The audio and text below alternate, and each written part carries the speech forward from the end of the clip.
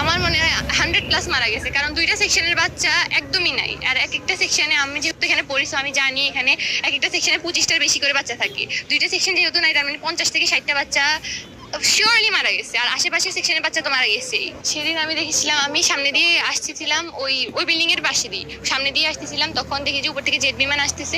তখন এখানে সবসময় প্লেন যায়, তো এটা স্বাভাবিক। উপর দিকে তাকাইছি, একবার তাকাই আমি সামনের দিকে হাঁটা শুরু করছি, দেখি যে প্লেনটা আমার পিছন দিয়ে যায়, দেয়ালের মধ্যে, ওই বিল্ডিং এর মধ্যে ঢুকে গেছে।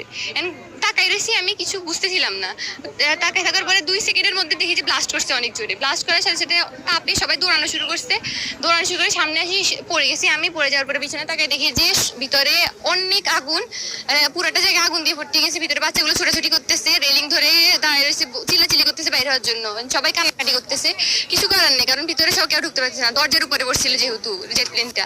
সাথে সাথে আর্মি আসছে, ফায়ার ব্রিগেড আসছে, আসে ওরা ওই আমাদের গেট ভেঙে গেটের লাগিয়ে উপরতলা বাচ্চা বের করছে।